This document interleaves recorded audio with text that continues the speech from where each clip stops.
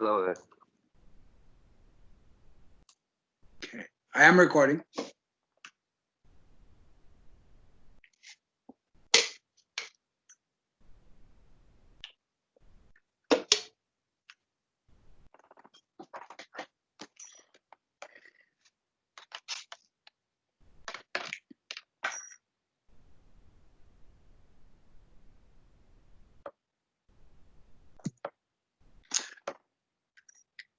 All right, so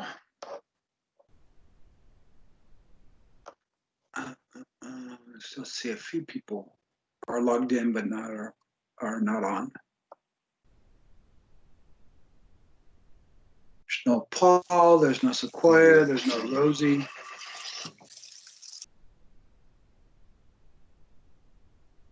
Just making myself on breakfast. There we go. Oh, there you are, Abraham. I'm here.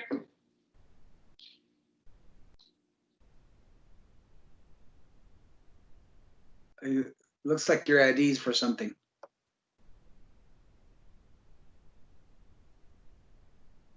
All right, so one thing I wanted to kind of mention is I've told you guys before how I don't require you guys to memorize a list of signs and symptoms. And you very well could do that. But I'd rather, because I'm teaching you to think, is think through the process and think about the signs and symptoms you're going to have, or you might have. So with CVAs, for example, a part of the brain is not getting the oxygen. And we've established how the brain is very susceptible to changes in oxygenation. Not getting enough oxygen, it's gonna throw a hissy fit. And so whatever part of the brain is not getting fed, it's going to determine what kind of deficits or problems, absences, issues that you're going to have. And it all depends on what part of the brain the stroke is on. Now, for example, if you have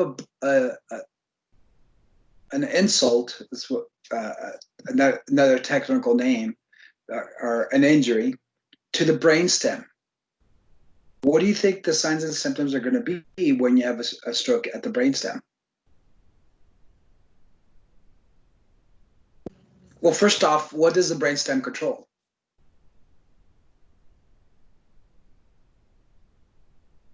Your nervous system? Well, the whole brain controls the nervous system, but specifically, what does the brainstem control? Would it be the central nervous system? Well, that's part of the central nervous system. It's not a control issue. The central nervous system consists of the brain and the spinal cord. But I'm saying specifically, if you have, what does the brainstem in particular control? The breathing? Breathing. Remember, that's the respiratory center, is at the brainstem. It also controls heart rate and part of the nervous system as well. Remember, the sympathetic and parasympathetic stimulation. But the bigger thing is the breathing. So if you have a stroke at the brainstem, what will be affected as a result of that stroke at the brainstem? Patient can become apneic. Yeah, it's going to affect the breathing. So they might have apnea. They might have what they call apneustic respirations, where you could have an abnormal respiratory pattern as a result of it. Well, the chances of a stroke at the brainstem being fatal are very, very high for that reason, because it affects the brainstem.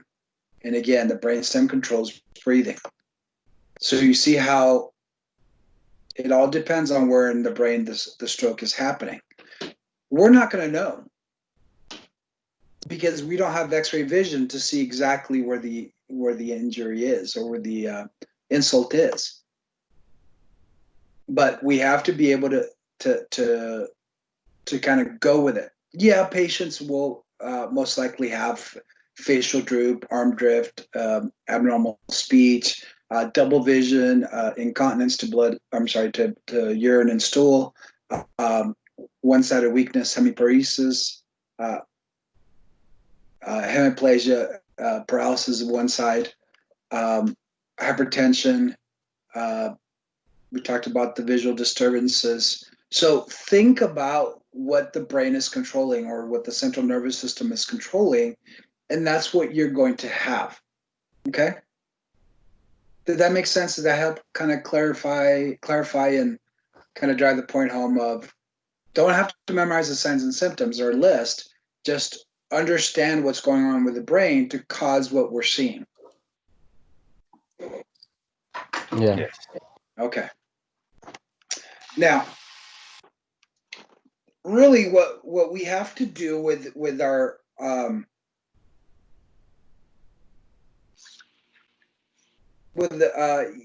really any kind of stroke is we want to first off manage any type of life-threatening issues. So any type of airway issues, any type of breathing issues. The airway issues, remember, they're not going to be able to protect their airway very, very well. And so we have to help them out with that. One of the ways we do that, and I think somebody mentioned it earlier, was putting them in the recovery position. Now, what you will see in exams and quizzes is you want to lay them down on the affected side. Okay. Always lay them on the affected side. So if they're having a left-sided CVA, or I'm sorry, technically it's a right-sided CVA. But because of the way the brain works, if it's a right-sided CVA, then it's going to affect the left side of the body. And if the CVA is affecting the left side of the brain, then the deficits are going to be found on the right side of the body. So it's going to be the opposite of where the CVA is occurring. Now the question was, is there a side that is going to be worse for a stroke? And really, other than the location of it, no, not necessarily. If it's left or right side, just if it's in the brainstem, it's affecting breathing, and the patient can die. And they usually are fatal. There was an ex-president, Richard Nixon. He actually suffered a brainstem CVA, and he died a few days later as a result of it. So they are usually fatal. Okay. So no, as far as side goes, no, there's not one side or the other that's gonna be worse. Locations, yes, but side, no. Now, again, you want to protect them from. You want to protect them. When you put them on the affected side, you're kind of that side is useless anyway. You want to make sure that they're able to protect their airways as much as possible. So you place them in the affected side. The other thing too is you want to protect them from further injury. And I usually do this in class to show you guys. But if one side is flaccid, limp, are they able to protect their arm? In other words, you're wheeling them down a corridor and you're running a turn or something, or going through a door jam. Is the possibility high that they're going to go? Yeah. That their hand or Yeah. something might hit the door? Yeah. And right away, family will let you know. My dad, he has an injury and he didn't have that before. Yeah, families will be very quick to point it out to you. So try to protect them from further injury. So secure them. So lay them down, lay them in the recovery position, or whatever position or I should say, lay them in the lateral recumbent position, whatever side is the affected side.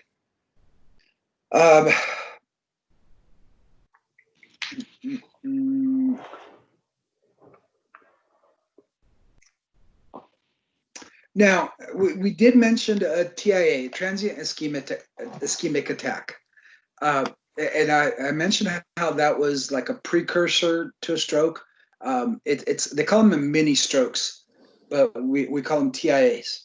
And the way they present is just like a regular stroke. Now, the way to be able to differentiate a TIA from a CVA, anybody know?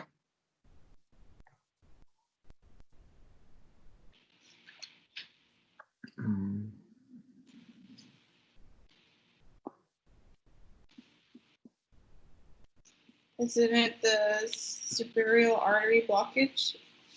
Well, Yeah, but it's a temporary blockage.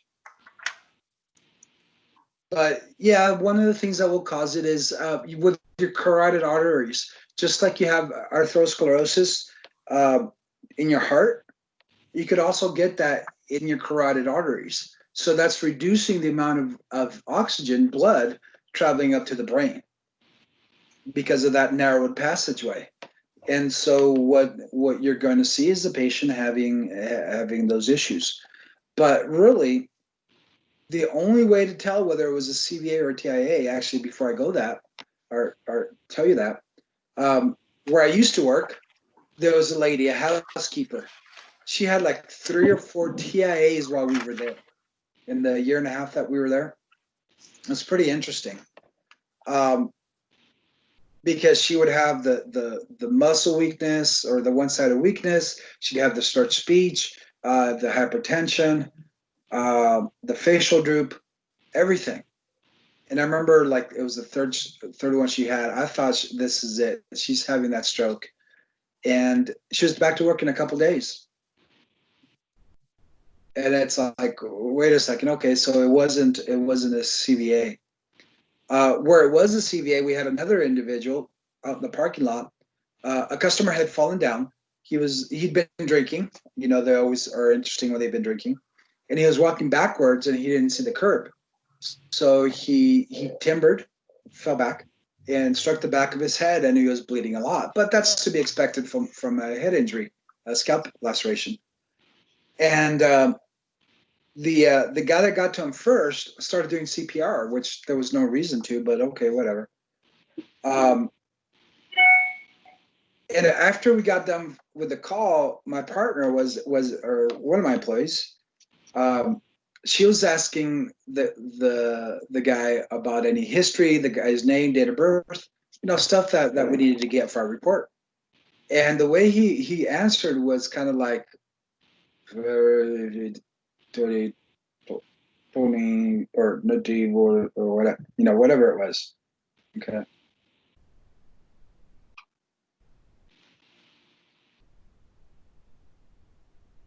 And it was kind of weird because I had never met the guy before, and so I didn't know whether that was normal for him or not.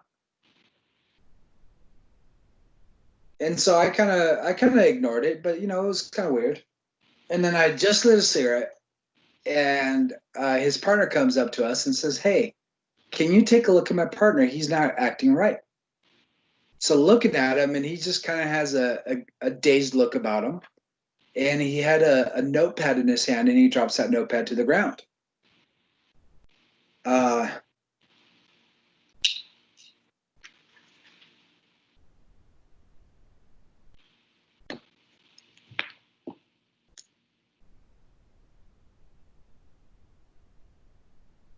And so he's reaching down to try to grab it, and he just kind of has a dangling arm right there, and he's trying to get it, but he just wasn't picking it up. And it's like, okay, this is great. And so I'm starting to put 2 and 2 together. And I kind of stayed back. I always let my employees do the assessments, unless I was the only one there. So right away, she starts thinking, what do you think?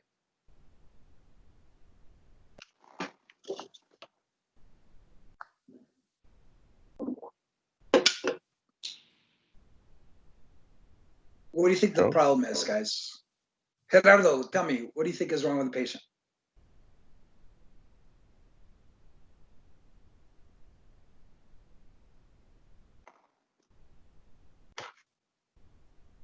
There's some kind of stroke. There's what? He's having some kind of stroke. Possibly having some kind of stroke. Okay. Speech is getting more slurred. His one-sided weakness starts getting more pronounced. His blood pressure was like 268 over 114 or something like that. That's like the highest blood pressure I've ever seen. So we call an ambulance back. because the first ambulance had left with this guy, but it took that ambulance a while to get there.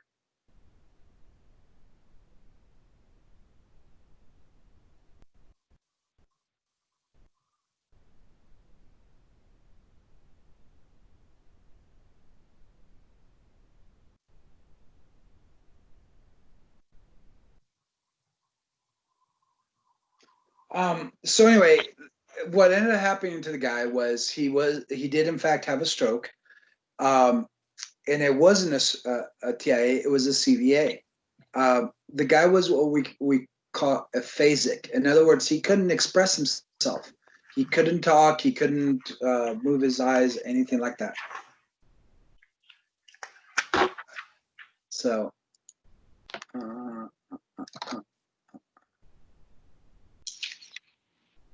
So it's pretty interesting. And then the documentation, I ended up putting CVA versus TIA.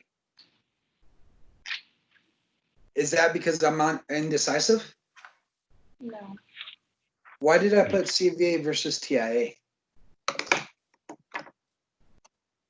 What do you think, Mr. Marcus?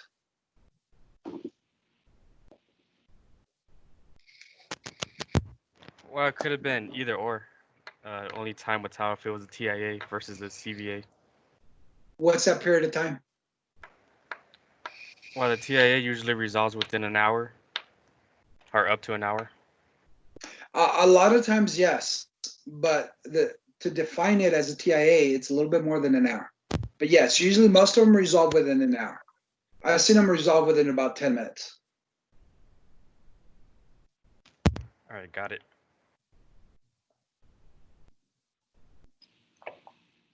Anybody else? So he's right, they resolve soon. But anybody know the time period or the time frame? 60 minutes. Nope. More.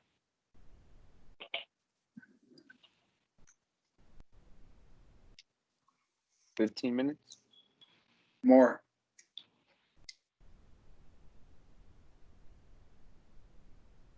Is it 30 minutes?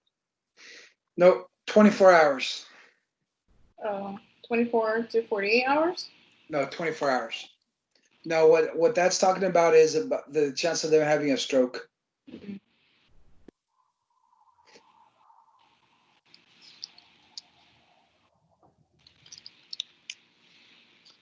Yeah, they have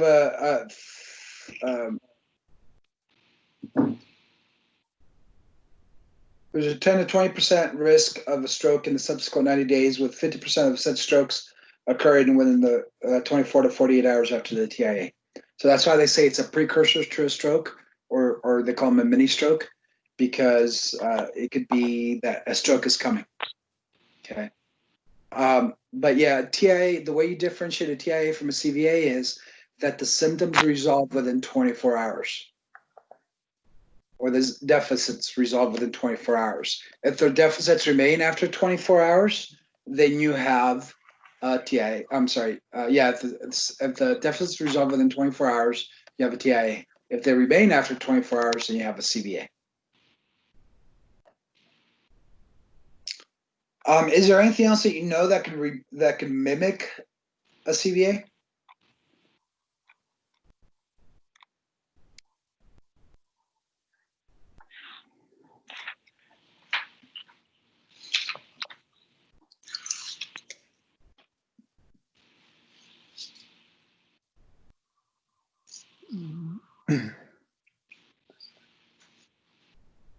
Did we talk about Bell's palsy?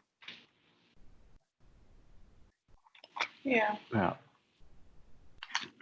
Yeah, Bell's palsy. Remember, it's inflammation of the facial nerve, the seventh cranial nerve, that causes facial droop. However, what it's not going to cause is the arm weakness or the leg weakness. They might have slurred speech, they might have facial droop, but they're not going to have the weakness.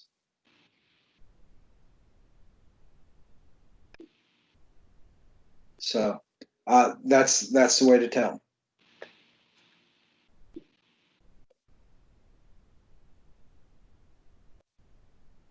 How long will the TIA show up on an MRI? It might not.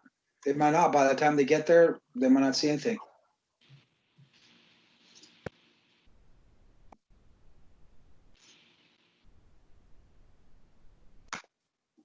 All right. So what we're doing in our assessment, so we kind of try to determine the onset of symptoms. We're looking at the signs and symptoms, the sample history. We're looking for those deficits. But what we're going to do is we're going to do a stroke assessment. Because again, remember, we have to recognize the fact that they are having a stroke. And so the way we do that is through a stroke assessment. And there's several of them out there. The most common ones is the Cincinnati Pre-Hospital Stroke Scale, the LA Pre-Hospital Stroke Scale, which is the one we do here in El Paso, and then there's the Miami something stroke scale. The Miami Emergency Neurologic Deficit Scale, or the MEN scale. They're all pretty much checking for the same thing. Facial droop, arm drift, and slurred speech. Now the Cincinnati, that's pretty much all they're checking. Facial droop, arm drift, slurred speech. For arm drift, you have them put their arms out in front of them with the palms up and have them close their eyes. If the hand pronates at all, then that's a positive test. It should remain up. Same thing also for arm drift. Does it go down? That affected side is going to cause it to go down, pronate. Okay, that's a positive test. Any one of those three is a positive test. The next one is facial droop. So just have them smile. Look for that one-sided droop. You could even have them stick out their tongue at you. I always have fun with little old people. I'm do something silly, and they're like, "Okay, what?" Like, stick your tongue out at me, and they kind of giggle, and they're like, like little kids sticking out their tongues at you. But you'll see it drift to one side. And the last thing is a slurred speech. Have them repeat a simple phrase. The simplest phrase, now before anybody becomes a smart aleck, remember most people cannot say tongue twisters. So don't ask them anything weird. Okay, no Peter Piper, because I can't even say it. So even if you could say it, remember, most people can't do it. Have them repeat back a simple phrase, such as, "You can't teach an old dog new tricks." The one we used in San Diego, the one they taught in San Diego was, "The sun always shines in sunny San Diego." So you'll hear it. When I had my Bell's palsy, you should have heard me trying to order my coffee at Starbucks. I'll have a grande coffee and a venti coffee with extra half and 5 seconds. It was like, huh? Luckily, they never made fun of me, but it was embarrassing because I couldn't say the words right because of what was going on. Now, labs, the LA Pre-Hospital Stroke Scale, again, still takes the facial droop, arm drift, and slurred speech, but they also look at the age. Is the patient greater than 45 years of age? Do they have a history of seizures or epilepsy? Are they wheelchair bound? And lastly, what is their blood glucose level? Between 45 and 200, I think it is. Because remember, diabetes might resemble a stroke when they're hypoglycemic. Okay. So is it 40 or 60? Maybe it's 60. I don't remember it. It says the book, it says 60 to 400. Okay. Okay, then that works.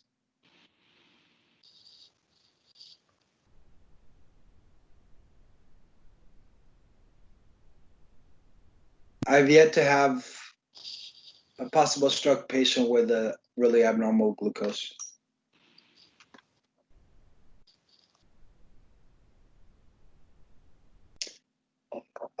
We're the MEND stroke scale, the MAMI, emergency neurologic deficit. They're looking at mental status as a whole, AVPU, speech. Can they answer questions? They obey commands. Also, cranial nerve function test.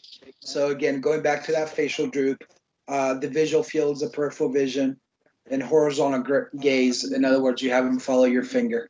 So you're checking cranial nerves. And then limb motor and sensory function check. We talked about the arm drift. Also leg drift.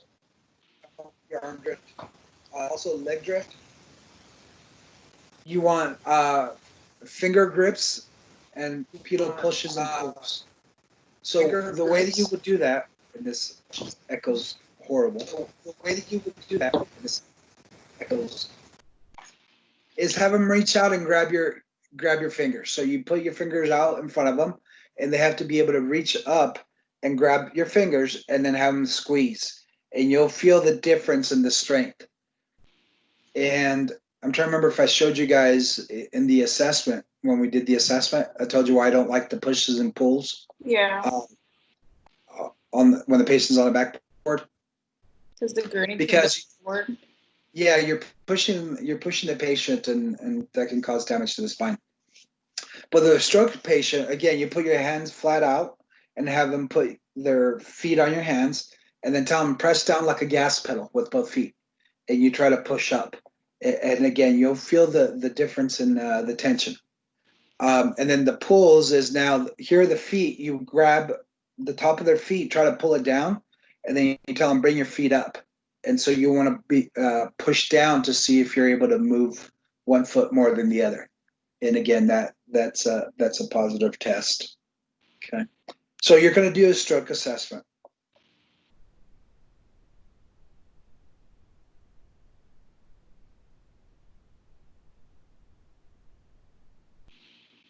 All right, so as far as emergency care, it doesn't matter if it's a TIA or a CVA. We want to be very careful with giving them too much oxygen. The same stuff still applies. If you suspect a stroke, you're going to put them on a pulse ox anyway. Only give them oxygen if it's indicated, and it's the same indication as what we mentioned with the heart emergencies. 2 to 4 liters to maintain a pulse ox of at least 95%. So it has to be 94 or less. You apply 2 to 4 liters via nasal cannula to maintain a pulse ox of at least 95%. If it's 95 or above on room air, don't give them oxygen. Okay. Too much oxygen can also cause vasoconstriction, which in turn can shut off blood flow to some parts of the brain. Do we really want to be shutting off any other parts of the brain?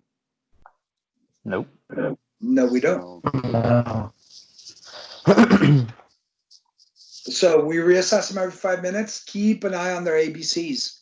Remember, the nerves are being affected, so they can't protect themselves the way we normally do. So keep an eye on their airway, breathing, circulation, again, every 5 minutes. And go from there. Okay. All right. So questions on CVAs, questions on TIAs.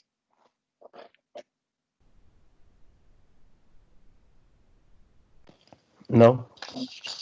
Did it make sense? Did you understand the pathophysiology? Yeah. The brain is suffering damage due to a lack of blood flow. What are the 2 types of strokes? Occlusive and hemorrhagic. An occlusive stroke and a hemorrhagic stroke. Okay. All right, good. Anybody suffer from headaches? I do. I have chronic migraines. Migraines? Yeah. Okay. Do they usually throb? Oh yeah. What makes it better? Well, I usually get a shot. I usually have to go in and get a shot for it to go away. Okay. We were talking about Botox earlier, and Botox is one of those treatments nowadays. Yeah, but there's a new one that I forgot what it's called, but it's like supposed to be more potent, more high potent. You only get it once a month. Okay. It's a lot different. When I first started out in the medical field, Imitrex was new. And it was always funny when people would come in, oh, I'm allergic to Imitrex, I'm allergic to this or that. What usually works is Demerol. It's like, okay, yeah, you got a headache. It's called withdrawals, drug seeker. What usually triggers a migraine? The way? What usually triggers your migraine? If you don't mind us talking about it. Usually like light, sound. Yep. It can be like a number of things, different smells, like with perfumes or colognes. If they're too potent for me, that's why I don't go into like perfume stores. Okay. And yeah, what's happening is that abnormal dilation or distension of the blood vessels. They're getting bigger. And it affects the blood flow to the brain. And yeah, there are triggers, and that's part of the treatment too. There's not much we could do for migraines. As EMTs, the fact that recognize it. Now, kind of the only reason I'm telling you is if you ever work special events, like if you work for the medical team or you happen to get hired on as an EMT for like a summer camp, because I've had students that get jobs at summer camps or some sort of industrial place. Not much we could do for migraines. Now, some things that do help a little bit, and it really depends on the person because I have a friend that gets migraines. What helps her out is Excedrin migraine. Excedrin has both aspirin and caffeine. Yeah, I used to try that, but that didn't work for me. Yeah, everybody's different. So some treatments might work for some and some won't work for others. The funny thing about caffeine, anybody get headaches when they haven't had their coffee? Yeah, No. I do. Sometimes. Okay. And one of my students was having headaches. I'm like, it's caffeine. Yeah, you're probably right. Well, drink a cup of coffee. No, because I won't be able to sleep. Okay, you want to suffer with your headache? Yeah. And the next day she drank some coffee, and I'm like, did it help your headache? Yeah. Well, no shit. Didn't I tell you that? Because we get used to it. It's a type of withdrawals. But the funny thing is that caffeine vasoconstricts blood vessels. Although with migraine, it's a vasodilation. So here it's helping reduce blood flow to a part of the brain. But you would think that caffeine, because it vasoconstricts, wouldn't really help a headache, would make it worse. But in fact, it does. And before you ask me, I've read studies and they don't really understand why. They just know that caffeine helps relieve headaches. And again, if you've ever had a caffeine headache and you drink your coffee, now you're like bearable and you're not wanting to kill somebody, that's a big deal. I know that's how I am when I get those headaches. I'm not in a good mood. My partners already know. People that work with me already know. There's like 3 things I need to have: my caffeine, my nicotine, actually 4 things: food and sleep. If I don't have any of those 4, then I'm very, very grumpy. So they like right away they'll go to the store and get me something. That's me. Cluster headaches, also believed to be vascular in origin, usually occurs on one side of the head, or it could be in the face. Oh, actually, let me back up to migraines real quick. So yeah, what some of the things that Sequoia said is part of the treatment. You want to get them in a nice dark environment because the bright lights can trigger migraine headaches. So if you get them into a dark room, that's going to help. Also, them laying down and kind of closing the door and eliminating any loud noises because those do tend to trigger them. So have them lay down and close the door, make sure the room is dark and there's no sensory overload. They're not listening to the radio, they're not listening to their phone, they're not looking at their phones because that can be trigger. Was that? You get really nauseous. Yeah. So it's better to do it that way. Just eliminate any sensory overload is the best descriptor I have for you.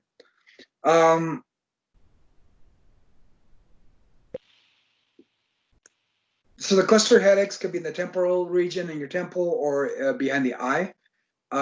Again, maybe taking some Tylenol can help that headache. Tension headaches. That's usually around your neck, in your scalp, and just what was that? Stress. Yeah, that's what I was gonna say. Usually caused by stress. Your neck tenses up, your muscles are contracting, so it's pulling on your head and causing a headache. Also, if you have like ponytails, maybe buns. Yeah, when you pull your hair tight, that will tend to cause that. So Amber, you're good. So am I. Also, my headaches feel like that. Like a tension headache. Yeah. So just meditate. Yoga. People tell me yoga. It's like, doesn't look like I could do yoga. No, I used to meditate more last year. I even have the crystals, the rocks, different types of rocks for different types of things. But I kind of stopped doing that. Sorry, I'm busy. What else?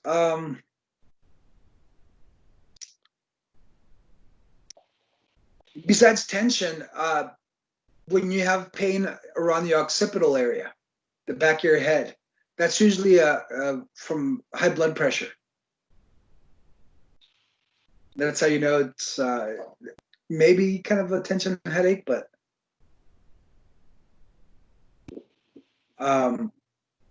yeah, but from high blood pressure. And there's a couple other things too. Remember that headaches, bleeding, or I'm sorry, tumors and bleeding can also cause headaches. Yeah. So not just a stroke, but maybe a head injury that's causing bleeding. Blood is near to the body, so you're going to experience pain from it. Like I said, tumors can also cause it. So as far as your assessment goes, look at your patient. Migraine headache patients, you could see the pain in their face. I'm kind of, I don't suffer from migraine headaches, but I've seen enough people that do suffer from them, and I know what it takes, and I do have some sympathy for them. So usually those I would let go home if they were having a migraine headache. Other than that, it's like take 2 Tylenol. Oh, do you know why you get, you know what the feeling of hangover is? Yeah. What it really is? Other than partying too much last night? Oh, What is that? yeah, Paul. Yeah, what is that, Paul? Or Sequoia? That was not. Let's keep me in this conversation, please. And Luke, can you please finish explaining why? Oh, all of a sudden, huh? There's a diversion tactic if I ever saw one.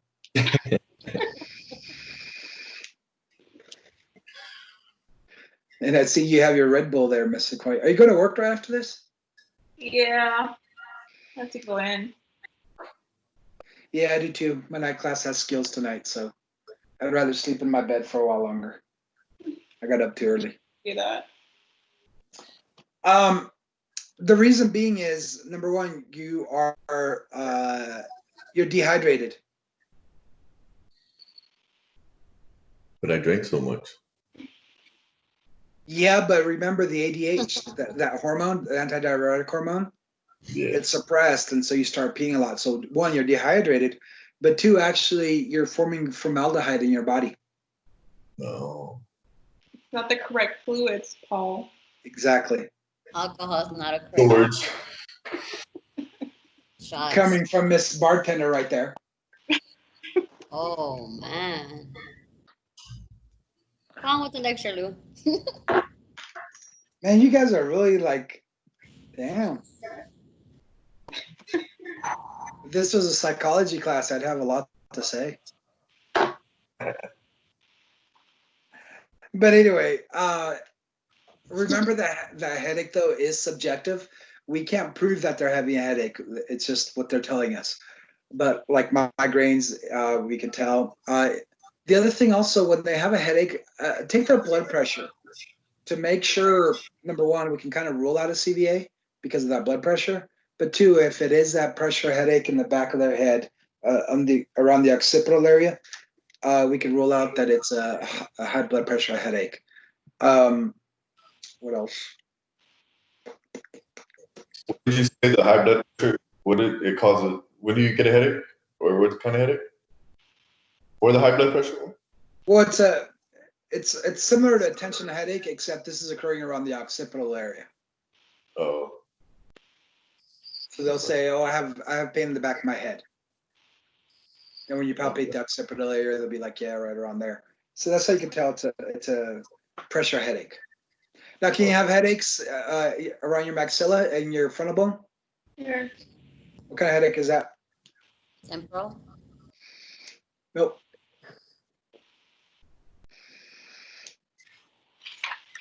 Sinus headache, because they have sinusitis. What was that? I get those a lot. It's over my right side too. On my right. Okay. It causes sinus infections. Yeah, you'll have it's sinusitis, and so like when you blow your nose, you get that like neon green mucus. Blowing too So much. yeah, so that's what it is. It's a sinus headache. Remember, you have sinuses over your forehead and right here in the maxilla. And one of the assessments you could do is when you tap on the area, it will feel painful when you tap. Okay. See, I taught you something different. What else? Vitals, get a history, and also ask them if they have a history of headaches. Okay. And like I said, two things. Caffeine, remember, find out if they're caffeine drinkers. And if they are, have they had their coffee today? And the other thing too is there are certain things that do help headaches. And because it's recorded, I can't really say it, but I'll just say it's happy adult time. Didn't we talk about that last week? Yeah. So yeah, so that's the other treatment for a headache. Except you don't want to be recommending that to your patients, so they'll look at you weird.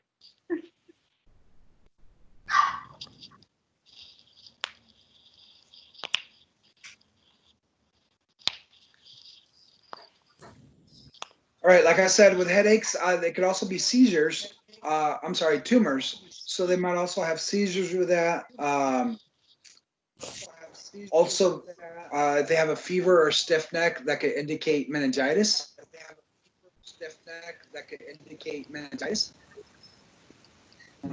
If they're altered, if they have any type of motor or sensory deficits as a result of it, behavioral changes, again, that could indicate a tumor.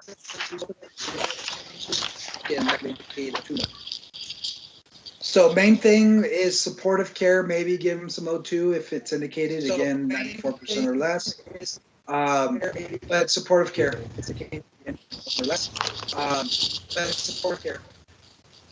I hate that echo.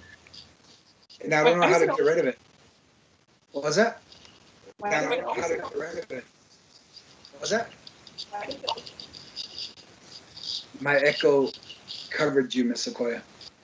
Why My does echo the ends covered you, Miss Sequoia. why ends Yeah, that sounds pretty funny, guys. I just was. It's like there's no echo, and then she starts talking, and the echo comes in. So like every time it's covered her up. Hold off a little bit, Sequoia. Hold off. It's not So even. count to 5.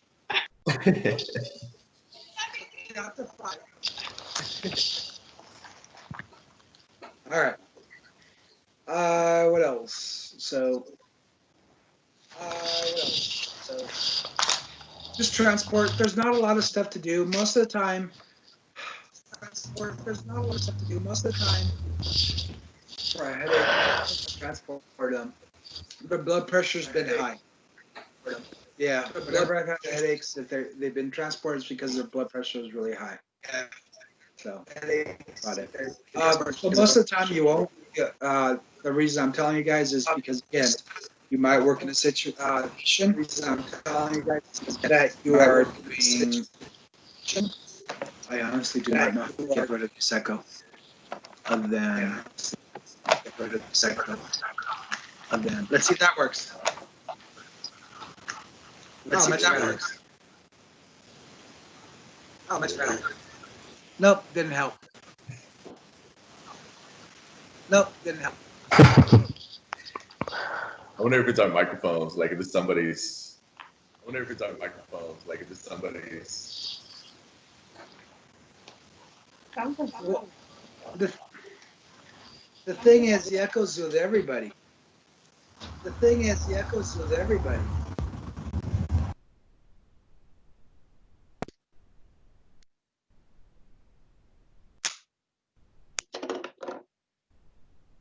All right, can you hear me?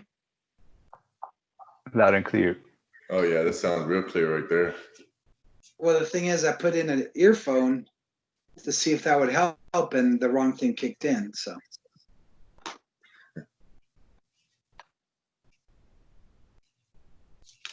I'm trying to find my Bluetooth now.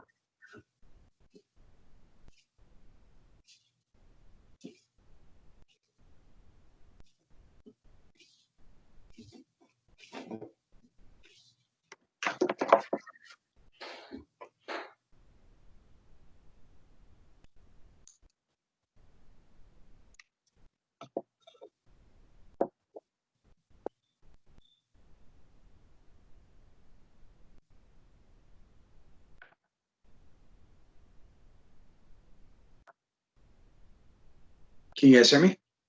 Yes. Yeah.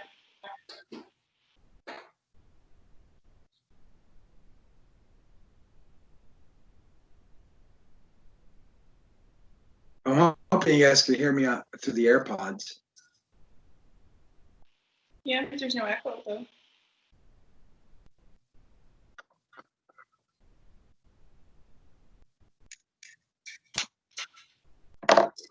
It's paired, it's just not connecting. Oh well. So, moving on. All right. So, any questions on seizures? Any questions on headaches? Any questions on neurological emergencies? No, sir. Okay.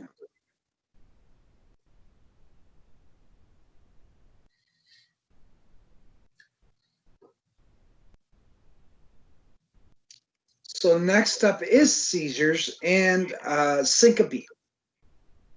So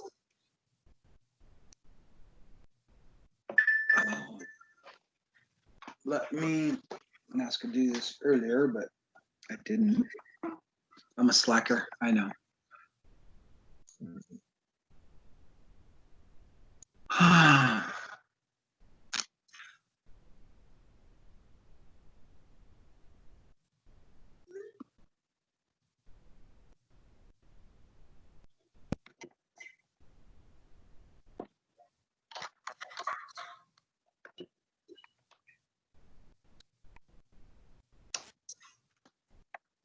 Have you guys done that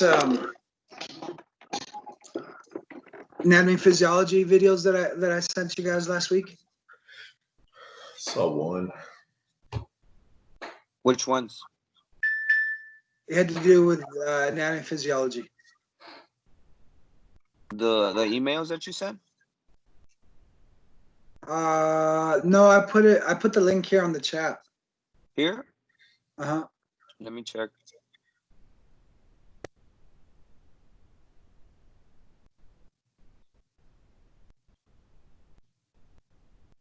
Is it on the files? Because I didn't see anything anywhere. Thought I put it on the chat. Wasn't it the email? Yeah, I saw the link. Yeah, it takes you to YouTube now, 41 videos.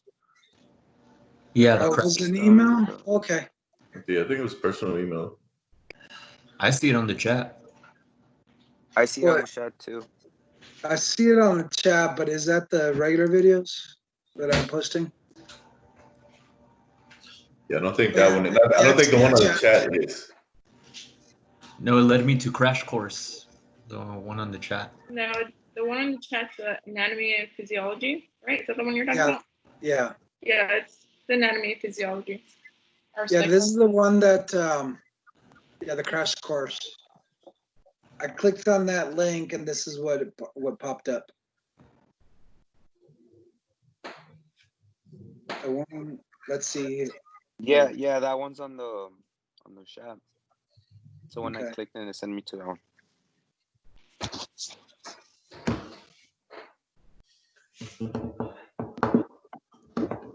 See how this works.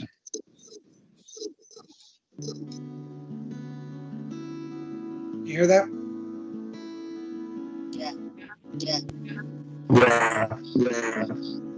Partial So, seizures occur when the excessive electrical discharge is limited to one part of the brain, a single hemisphere, or just part of a lobe. The symptoms of the seizure will vary depending upon the specific location in the brain where the focal seizure originates or spreads to.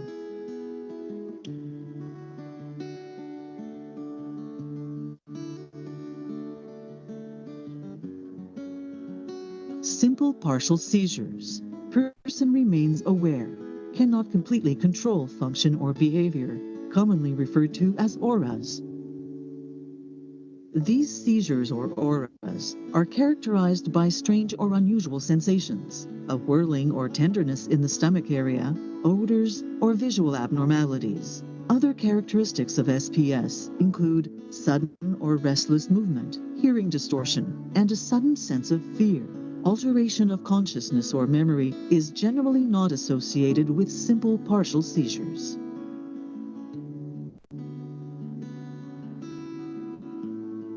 Complex partial seizures. Person experiences impaired consciousness, cannot completely control function or behavior. Complex partial seizures are often preceded by an aura.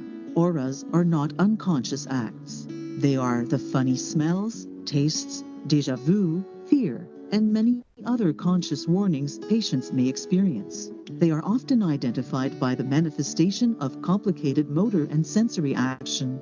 There may be some change in consciousness or memory.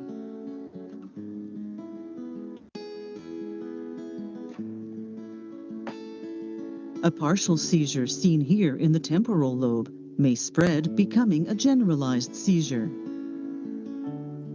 A generalized seizure affects the neurons of the entire brain.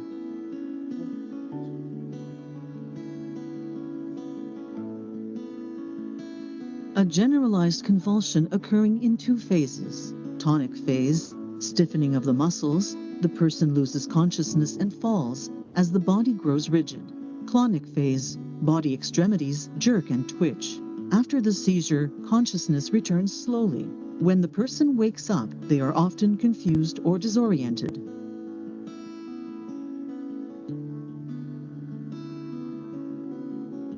Characterized by a complete loss of awareness. The person may stare into space and appear to be daydreaming or in a daze. Absence seizures are not preceded by a warning, aura, and are followed by normal activity by the individual. There is very minimal movement during the actual seizure, so many times it may go unnoticed by others. Some types of seizures, especially if prolonged or repeated frequently, can damage the brain.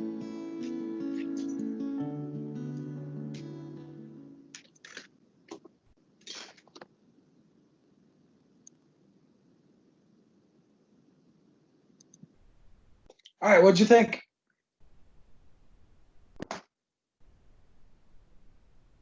Good.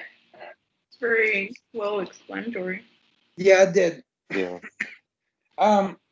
So when we're talking about seizures, we're talking about a disruption of activity within the brain. And there are different types. You saw they had the partial seizures, the simple partial seizures, complex partial seizures, then they had the complex seizures, the tonic-clonic, and the absence seizure. And so really what we have to learn here is number one, dealing with seizures or loss of consciousness and what to do in those situations. And really the treatment is not very, very involved at our level. As EMTs, we're not going to do a lot. And we'll talk about that when we get to it. But for the most part, understand what seizures are. Like I said, it's an abnormal disruption of electrical activity in the brain. And it depends on how much involvement. They have also Jacksonian seizures. They have, they talked about involuntary movements. I've seen people that just kind of tense up and just start chewing. The girl I had a week and a half ago, all she did was just tense up. She didn't have the clonic motion, that full body motion, what we usually associate seizures with. Okay. Now, seizures fall under epilepsy. And epilepsy, really, they don't know what causes epilepsy. It's just an abnormal condition usually characterized by seizure activity. So people can be not diabetics, although diabetes can cause seizures. Epileptics have some sort of seizure disorder. A friend of mine years ago, she developed seizures because they gave her medication she was allergic to, but they overdosed her on that medication and it ended up affecting her brain. And she used to have those auras. She would feel a seizure coming on, and she had her license taken away. People can grow out of seizures. They used to say no, but no, it's not true. People can grow out of seizures. Just because they had seizures as little kids doesn't mean they have them as adults. Now, there's a lot of them that develop it as kids, and they'll have it for the rest of their lives. Isn't it genetic though? Is it what? Isn't it genetic? Mm-mm. No, not necessarily. Because neither of my parents had it. My aunt, I think, had seizures, but it was from something else. Actually, did she? I don't think so. But what happened to me was I fell in a hole and I got really scared, and so they thought that maybe that sudden being startled that bad is what brought on my seizures. I only had them for a few years. I did wear the helmet when I was little to protect my head. I have a scar on my chin right here. If you ever see me up close, you'll see I have a scar on my chin. Twice I fell down having a seizure and I cut it open. But other than that, you could never tell that I ever had epilepsy when I was little.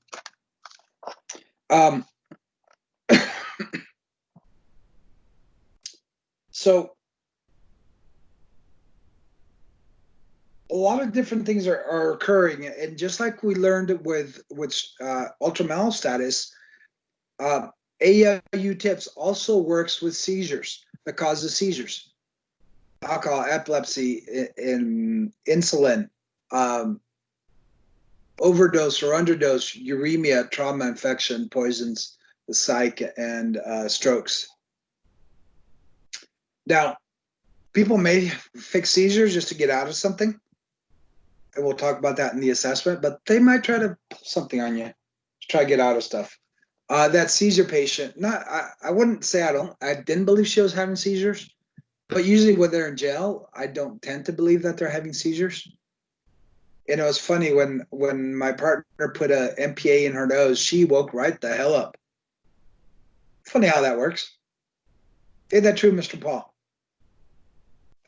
Very, very. They do it in mental hospitals and jail. It's crazy. Uh-huh. They don't even know how to fake it either. Yeah, they kind of just like they see flopping around, and so they think that's what it is. But there is a test to see if they're faking it.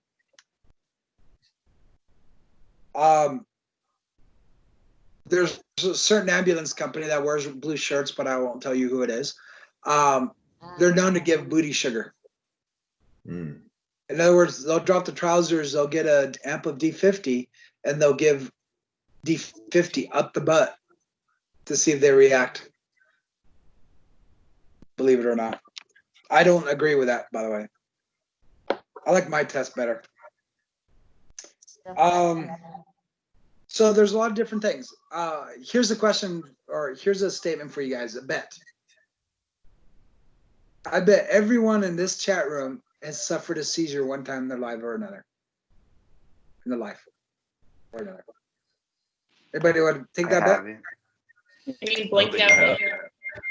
No, I just want to know right now. Anybody want to take that bet? I bet that everybody in this room has had a seizure, or in this chat room has had a seizure one time in their life or another. I'm sure they did. I haven't had a seizure in my whole life. But nobody's want to take my bet. But what's the bet?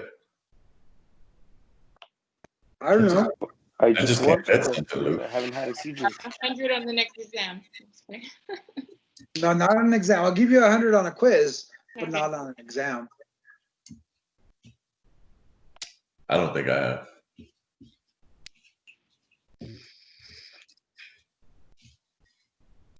I had them when I was a I will baby. give you guys 100 on this last quiz, or on the next quiz, whichever one you guys decide.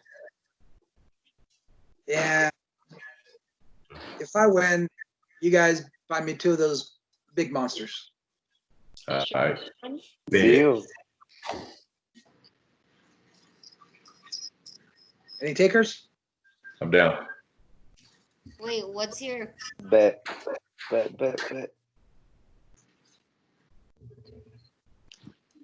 Has anybody ever been daydreaming?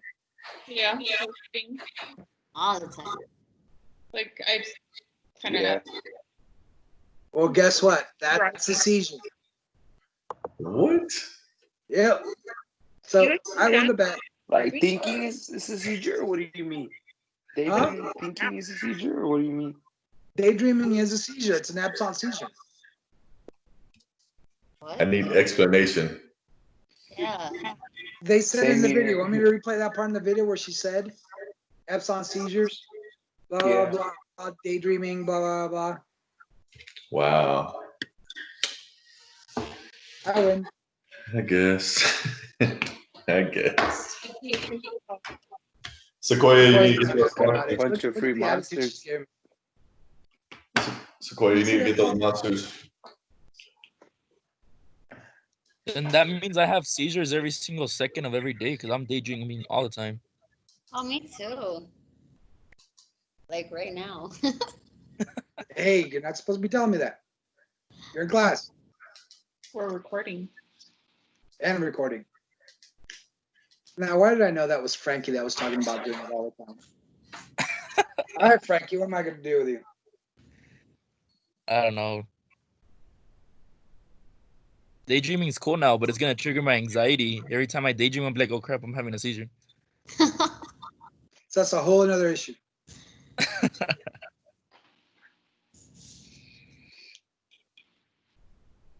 Damn, I really thought I was gonna get that 300 for the quiz. Nope. Now I'm down 2 monsters. No, it's not 2 per. It's just 2 in total. Oh. Make sure it's sugar free. Yeah, the white ones. Wait, isn't Paul supposed to get it because he's the one who agreed? Yeah. Yo. Make that 4 for Yo. 10. Wasn't even mention at all. Snitches, yo. Like, what is going You're on? the one who said I'm in. I'll put in the other one, so. Yeah, but he's a class vice president, so he speaks for the class. Yep, there you go. Thank you.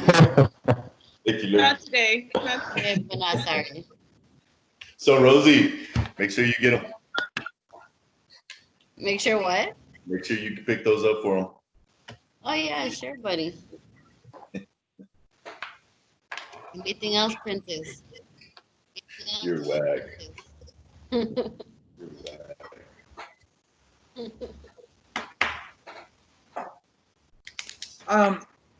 Seizures can develop at any age. It's not just for kids and they grow up to adulthood and they still have it. Adults can develop it as well. I spoke about my friend. It was caused for some other reason. For babies when they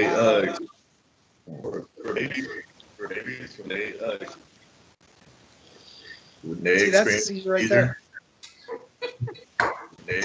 Are you okay, Paul? Can you call 911? You okay, Paul?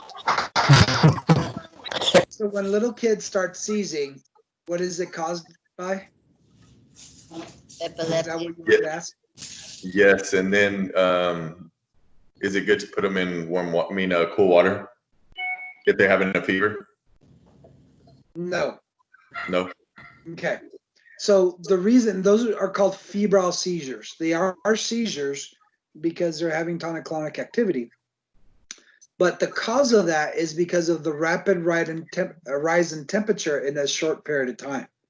Remember that they're developing, their bodies are developing. And so at that point, the brain, the body hasn't quite developed enough to know what to do with a rapid rise in temperature. If we do, we have a fever and it's dissipated over a longer area, kind of, sort of. And so their little bodies don't know how to deal with it, and they shut down and they have a seizure. Now, febrile seizures in and of themselves are benign, meaning there's no long-term damage as a result of that febrile seizure. Okay, so for the most part, they don't need to go to the hospital. However, for you parents in here, if anything abnormal happening to your kids, you want them to be seen, right? Right. Yeah. Oh. So now he shows up. So for the most part, they don't need to go, but we're not going to say, no, they don't need to go. Most of the places you're going to take them, it's a liability issue. Now, as far as treatment for a febrile seizure, Mexicans are infamous for this. If a kid gets sick, what do? Call 911. No. Mexicans call 911. Huh? They put that Vicks on. I can hear you. Say it. Vicks? Vaporub? Yeah. Vaporub. Sana colita de rana. Yeah, that too. While they're putting the Vaporub. That's how we say it in Spanish, that vapor rub. We call it Vaporub. Suck it up. No, that's what Caucasian parents do. Excuse me real quick. Hello. Good, and yourself?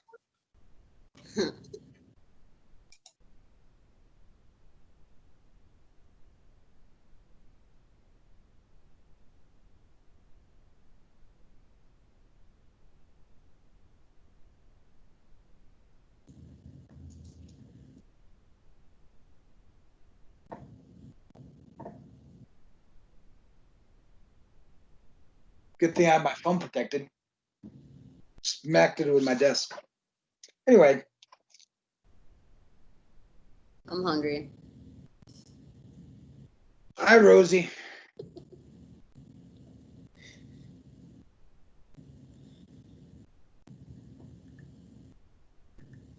So, the treatment. I was talking about what Mexicans do. Those big ass blankets, the elephant blankets or the tiger blankets.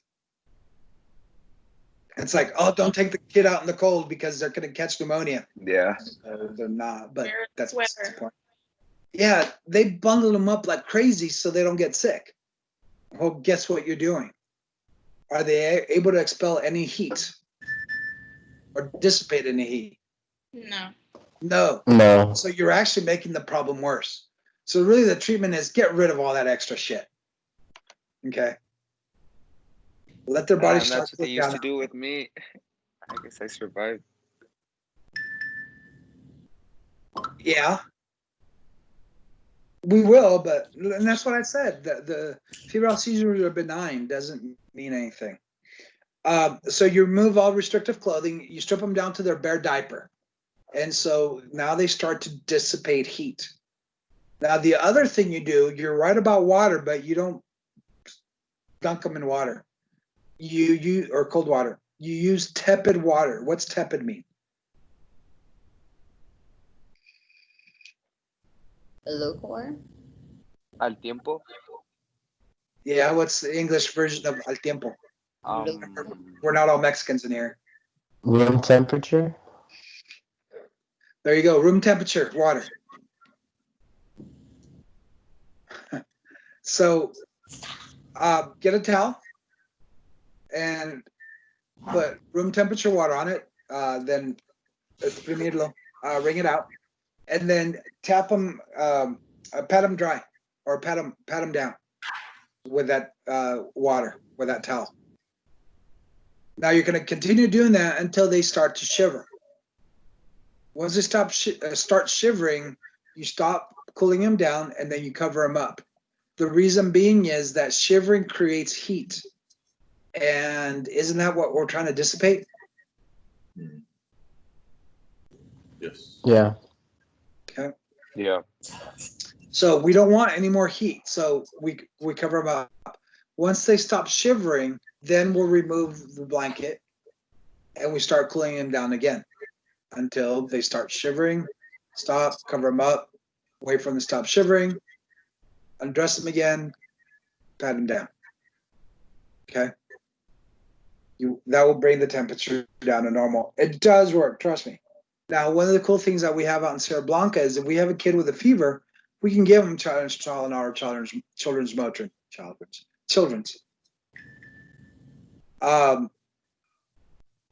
Now, the thing about those is they have to be above 3 years of age. You don't want to give it to them when they're really, really little. But 3 and above, you can give them children's Tylenol, children's Motrin. What else?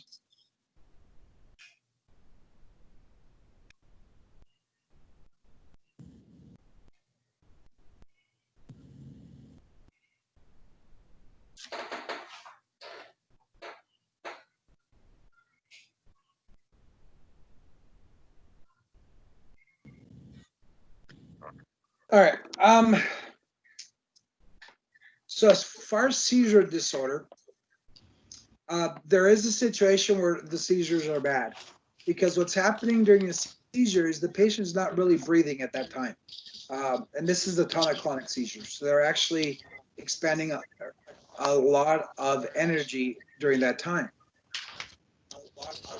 And so put them on high flow O2. That goes back. Protect them from further harm. In other words, don't hold them down. Don't put a spoon in their mouth. Don't put a wallet in their mouth so they don't bite their tongue off. You don't have to put a spoon in their mouth to make sure they don't swallow the tongue. They can't swallow the tongue. Remember I showed you the picture of the tongue, how it's attached? They can't swallow the tongue. Remember I showed you the picture? Only if they bite a piece of it off will they be able to swallow it. Now, there's a condition called status epilepticus, which says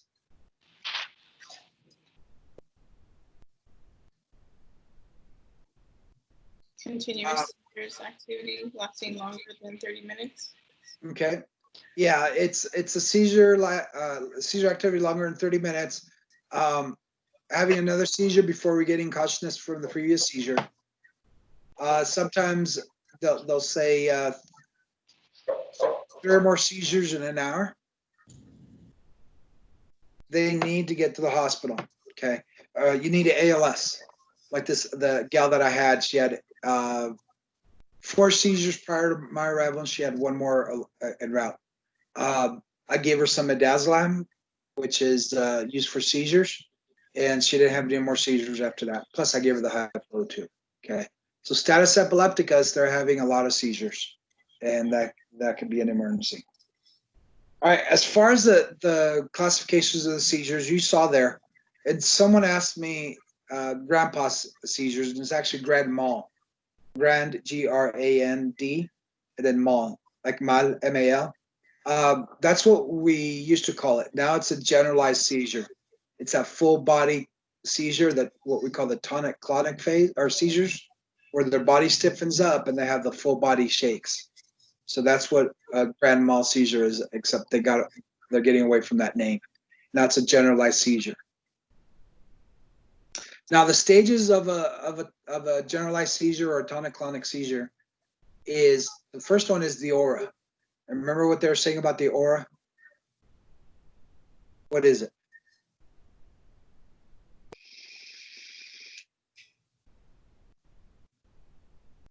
The warning signs prior to the seizure. And how are those warning signs delivered?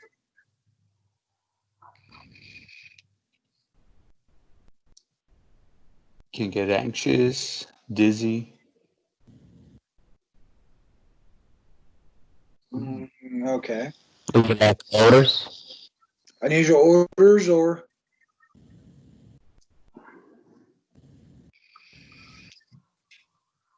tastes or unusual tastes, odors, taste, smells. Yeah, odors, smells. What about sensation coming over them? And they might even see halos around objects. Then they lose consciousness and they go into the tonic phase, which is the body stiffening up. And they go into the tonic phase, which is the shaking. Once the shaking is done, hopefully it's 30 seconds to a minute, then they go into what we call the post-ictal phase. Post, P-O-S-T, space ictal, I-C-T-A-L. Post-ictal. Or no space, sorry. That's the recovery phase. Basically, they're going to be out of it. Be very, very careful with seizures. And be careful with patients in the post-ictal phase. Because when they come out of it, they don't know what's happened and they might see you around. Oh, that looked like a gun, a plastic gun. That orange tip. Oh, hi, Jennifer.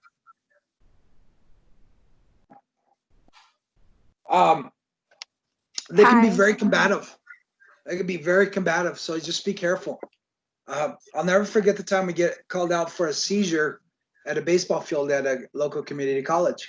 So we show up, the engine crew's there as well. So there's like three of them, no, four of them. There's me and my partner, and then there's campus police. So there's like 8 people around, and I'm at the head. And there's a cop, young cop, that decides to straddle the dude over the dude's face. Well, the dude sits up and bites this young cop like in the inner thigh, right near his gonads. Yeah, exactly.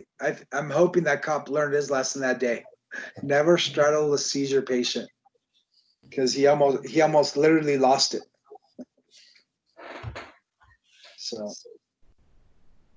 So be very, very careful. So like I said, the main treatment is you want to give them oxygen, call ALS, most likely. Protect them from further harm. In other words, remove anything that's around that could cause them to be injured some more.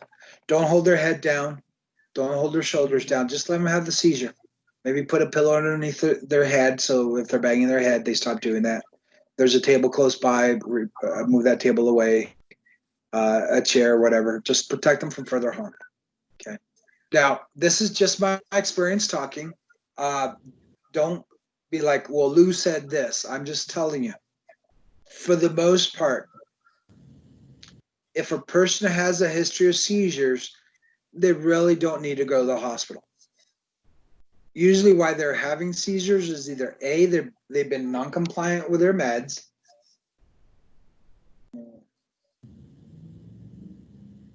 or B, they just got changed over to a new medication and they're trying to find the right dose for that medication.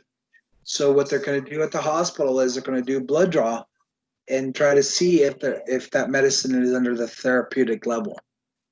If not, they'll up it. They'll tell them, talk to your neurologist. They'll give them some food and they'll wait for them to feel better, not have another seizure, then they'll be released. Okay. That's usually what happens. So for the most part, they don't need to go. Don't argue with them. If they want to go, take them. If they don't want to go, really don't force it.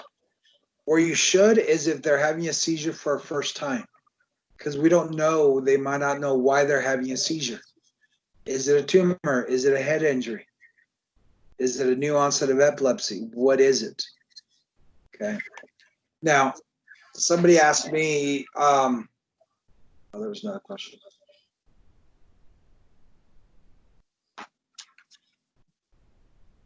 Somebody asked me,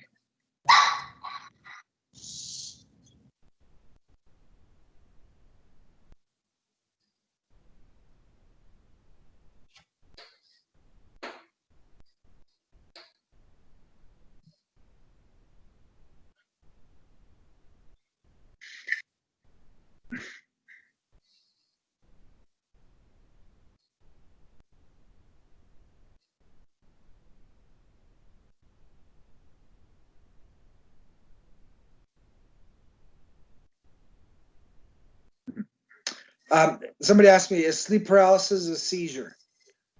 And it can be a type of seizure, yes. Yeah, that out-of-body experience.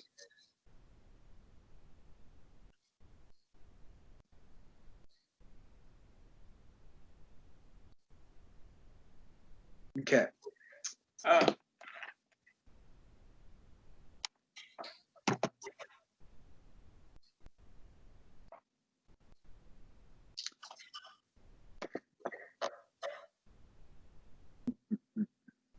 All right, we talked about absence seizures, the petit mal seizures. That's the daydreaming that Frankie's going to be having like every 2 seconds.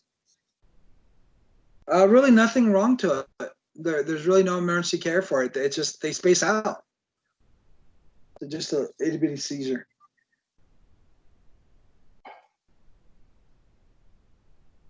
The myoclonic seizures, just sporadic brief jerks of muscle groups.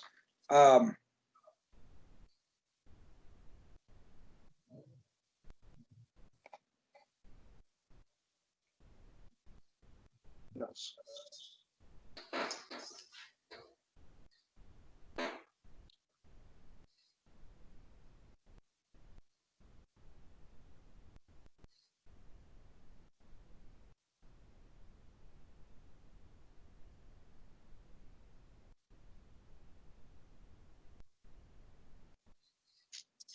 You guys seen the warnings on videos and video games with bright flashing lights, even at amusement parks?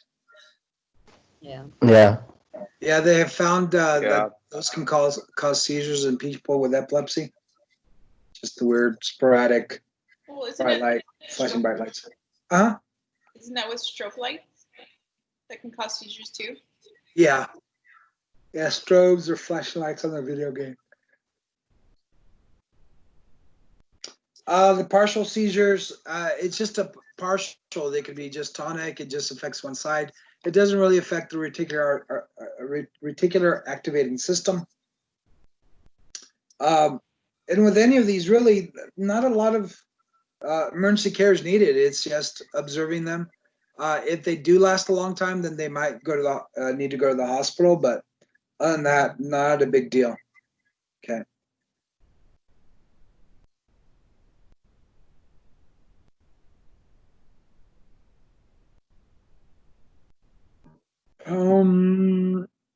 All right. That yawning.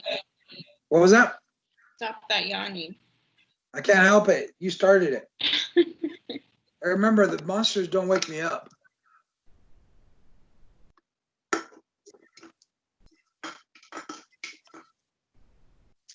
All right. Any questions on the types of seizures? I know there's a couple others and there's a little bit more talk about, but overall, the main thing is there's not a lot of care. The tonic-clonic, we may need to, but for the others, really not that necessary.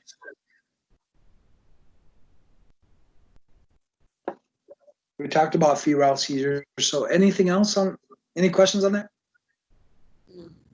No. No. So as far as your assessment goes, it's more of in the history taking. Do they have a history of seizures? Do they take any medicines for seizures? Have they been switched over to a new medication? Have they been compliant? Any recent trauma, especially to the head, that would cause them to have seizures? Remember, you have your AAU tips for a reason. It's things that you're looking into to try to rule out the cause of that seizure. The cause of that seizure.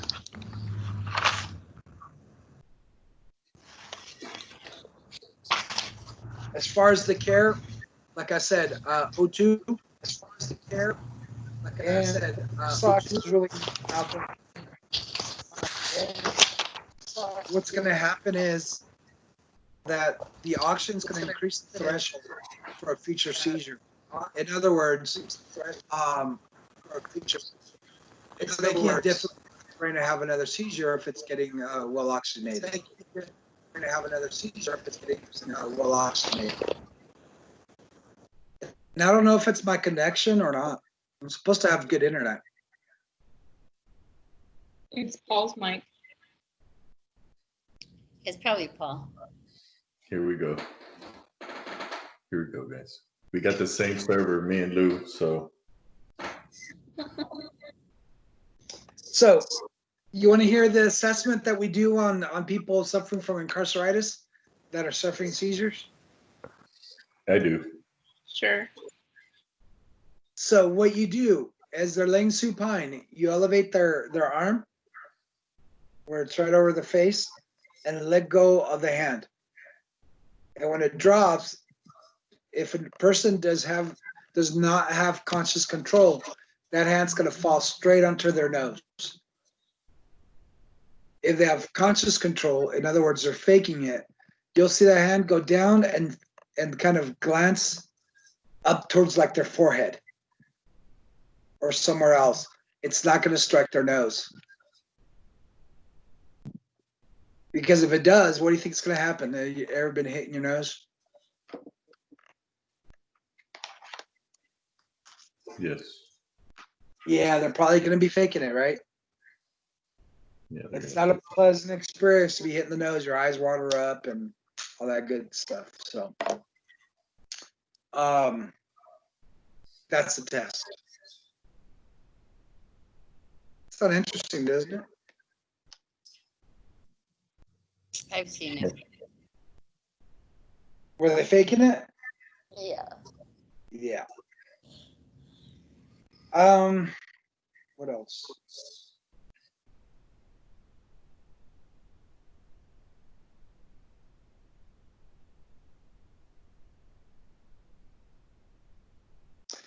Protect them from further injury. Like I said, not only while they're having a seizure, but if you get them on the gurney, try to pad up certain areas so they're not injuring themselves. So a lot of it is supportive care. O2, protect them from further harm.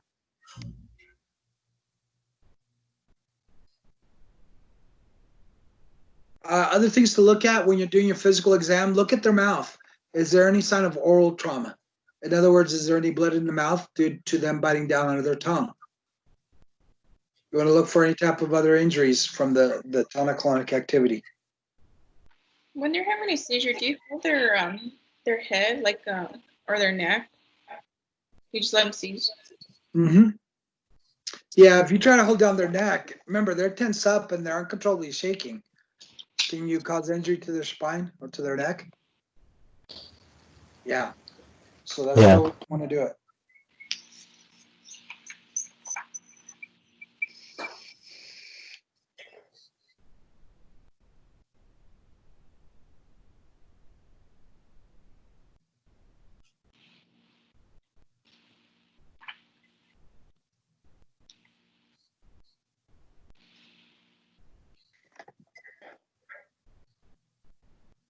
I already told you that. All right, any questions on seizures? No. No. Sir. Nope. It's pretty straightforward. And the main thing is, like I said, the treatment. Protect them from harm, throw them on some O2. Don't argue with them about going to the hospital. For the most part, they're benign. They don't need to go, but don't argue with them. Febrile seizures are very easy to take care of. Just let them, you need to let them release that heat. So strip them down to their bare diaper and pat them down with tepid water. But don't submerge them in cold water. Oh man, you want to talk about another issue? Submerge them in cold water.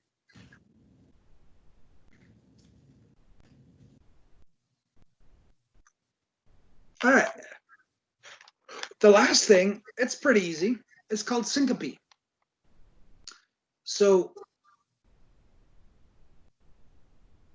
Rosie, she's a fangirl. She loves NSYNC. I'm just BSing here. I don't know if she does or didn't or whatever. Well then. I'm gonna pick on Rosie. So she's a fangirl. Oh, Justin, I want to have your babies. Oh, man. Or maybe Lance or whoever else. And so she's in Vegas. She's on an elevator, and lo and behold, two of the 4 or 5 guys from NSYNC, I don't know. You tell how much I followed NSYNC. Get in the elevator with her, and they're like kind of looking at her up and down. And she catches that. And all of a sudden she goes, "Oh my gosh." And she collapses to the ground. Wow, Rosie, I didn't know you were much of a fan. I'm one of those groupie fans. What do you call those? Groupies. Sleeps with the band, tries to sleep with the band. Follows them everywhere they go. Stalker. So anyway, what happened to Rosie? Got drunk. Fainted. She fainted, right? She fainted. That's what we call a syncopal episode, where an individual faints. Now, the cause of that could be a lot of different things. You know, in her excitement, her blood vessels constricted and reduced the blood flow to the brain, causing her to pass out. The other thing, too, could be that she hyperventilated and, again, reduced the amount of blood flow to the brain and passed out. She could have been dehydrated and sat up very quick. Has that ever happened to you guys? You've been laying down and you sat up too quick? Yeah. You felt dizzy, lightheaded? Yeah. Yeah. The reason being is the shift in volume. So if you're dehydrated, that volume is going to shift. It's going to shift away from the brain, causing you to feel dizzy, lightheaded, and up to passing out. That's why you stand up slowly when you've been laying down for a period of time, especially if you haven't been drinking enough water. It's like it was an RFC that they would tell us not to lock our knees or you'll up. Yep. I would always see it. Yeah, because you're kind of reducing the blood flow back up to the brain. Oh, first off to the heart. So yeah, and people did pass out, right? The ones that didn't listen. Oh yeah, it's during parade rest when we're all when the flag goes up. Yep. Other things that could cause syncope. Have you ever been sitting on the toilet and we're like really trying to push it out? Like you feel it there, but you're like, I'm gonna give it a little bit of help. So you're sitting there, trying to bust it out. That number 2. Remember Austin Powers? Who does number 2 work for? If you're that constipated, you need some prune juice or some lactic. But true. But what are you doing, or do you know what you're doing when you're bearing down? You're applying pressure to your JVD. Not the jugular veins. Long vein. Yeah. You're stimulating the vagus nerve, the 10th cranial nerve, which is responsible for parasympathetic stimulation. So when you've been trying to push it out, George, have you felt dizzy or lightheaded? Damn, George. Yes, Lou. See, I got to interact with people I know are going to interact with me. Do you need some stool softener? They got some at Walmart. It's dangerous to go to Walmart. Remember all those people? Actually, Walmart is safe. The beach is dangerous, but Walmart is safe. No, that riot are safe. Yeah, I won't go there.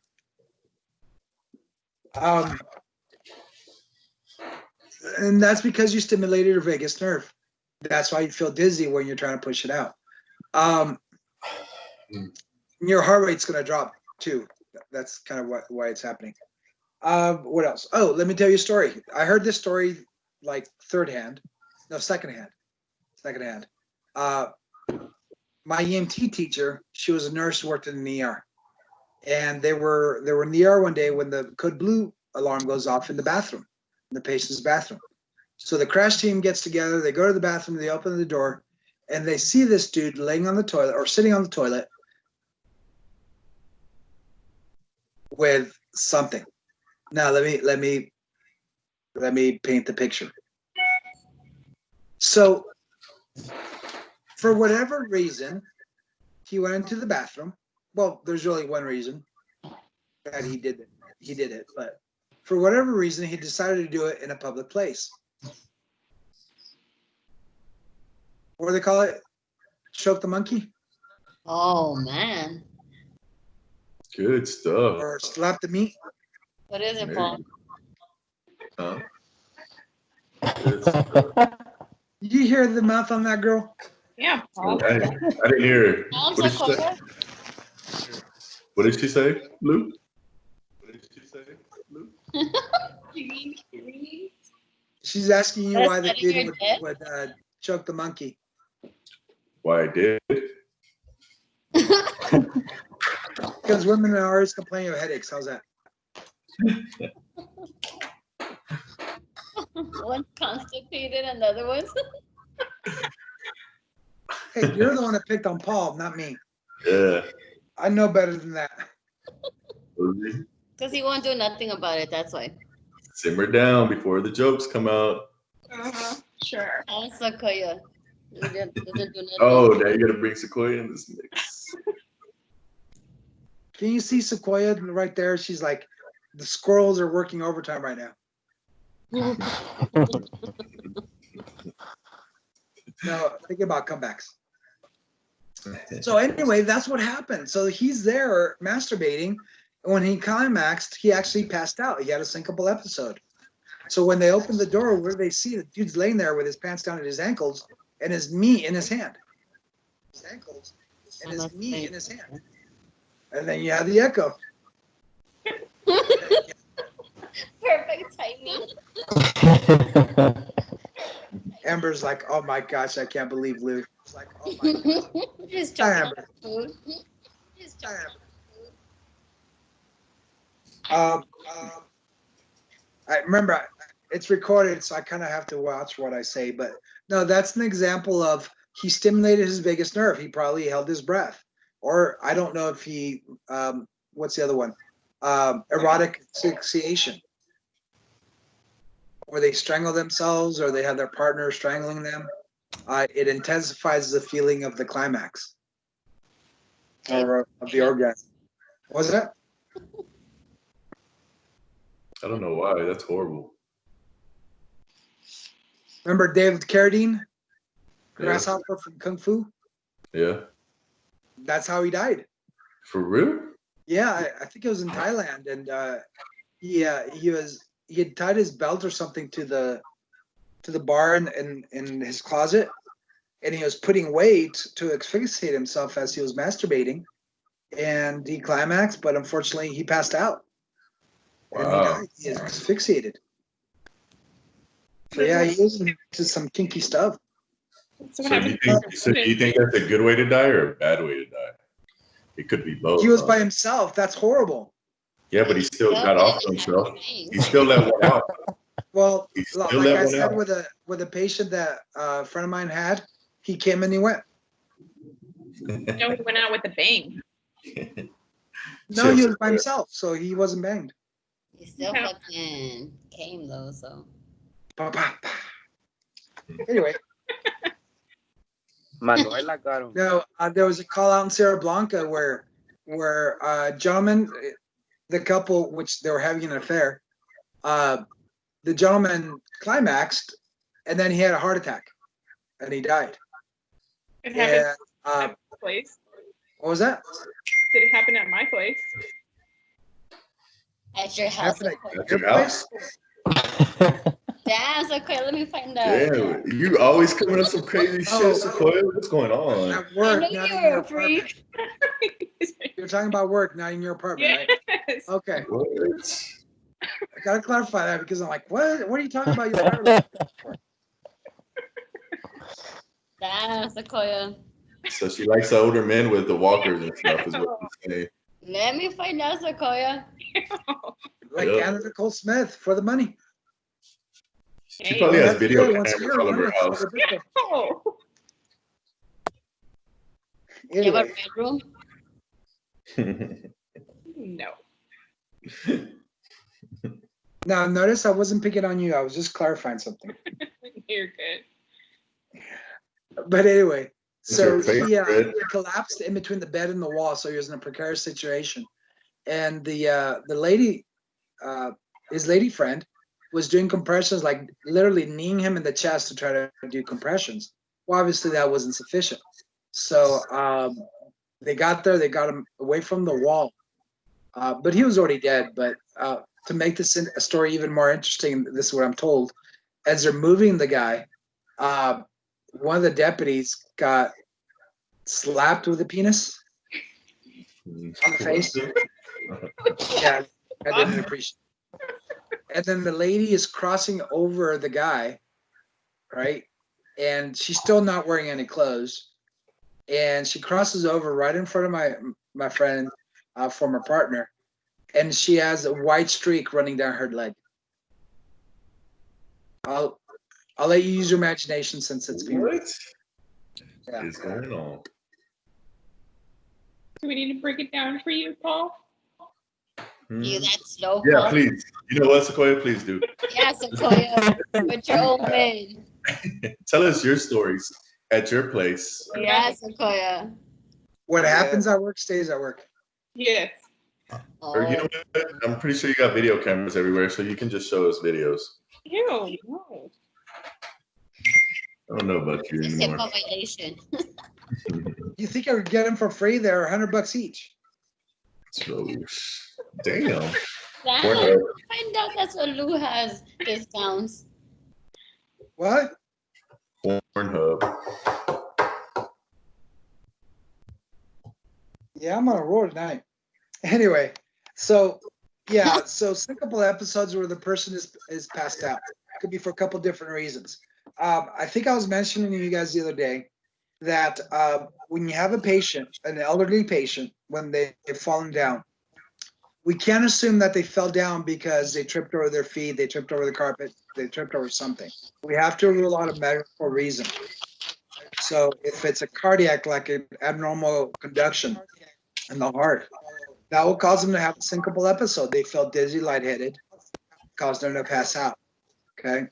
So those are questions we need to ask. Were you feeling dizzy or lightheaded prior to falling down?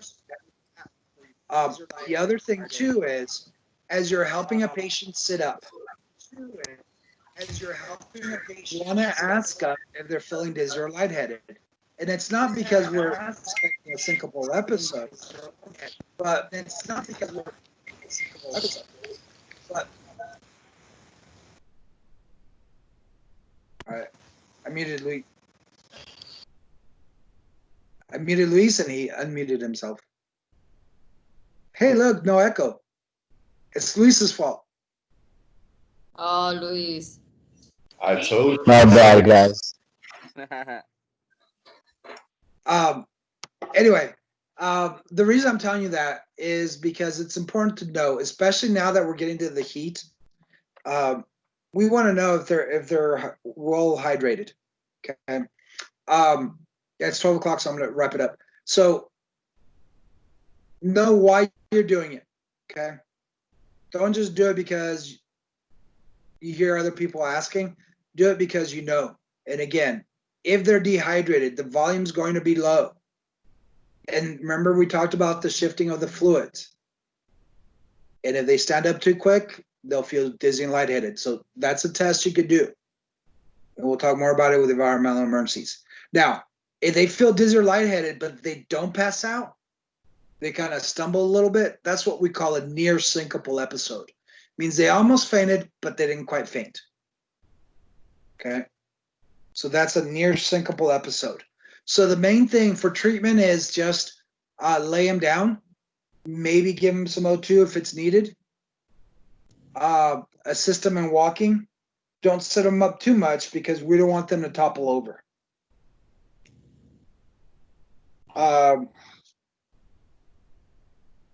Get vital signs, blood pressure, pulse, especially. And other than that, it's just supportive care. Okay. Unless you find another reason why their blood sugar is down, you could assist them with D50, or I'm sorry, with their oral glucose, whatever it is. If it's within your capabilities, then that's what you can do. But for the most part, you're taking them to the hospital, protect the airway, maybe give them O2, and that's about it. Okay, so it's just questioning, but there's a lot of other things that could be going on, but that's beyond us. Okay, questions? No. No. Okay. No, sir. So with that said, so tomorrow, Tuesday, we have the next chapters or chapter. Let me see, 6.2, acute diabetic emergencies. All right, so it won't be too bad. Chapter 20. I will start sending the PowerPoint via email right now. You'll have a quiz on chapters 18 and 19. Again, 15 questions will be on forums. And that's about it for right now. So, you guys have anything for me? No, sir. No, sir. As far as diabetes for tomorrow, I'm gonna do it a little bit different, well, like we're doing now. But we've kind of talked about a lot of this. We'll just talk about basically what diabetes is. But as far as the diabetic emergencies, we already know one of them pretty well. So, all right. All right. Comments, questions, suggestions? No, sir. Y'all have a good day. Nope. All right. So, guys, I will see you guys tomorrow. Let me know if you have any questions. All right. All right. All right. And the email is being sent. You guys have a great afternoon. All right. Sounds good. Bye, guys. You too. Bye. Bye.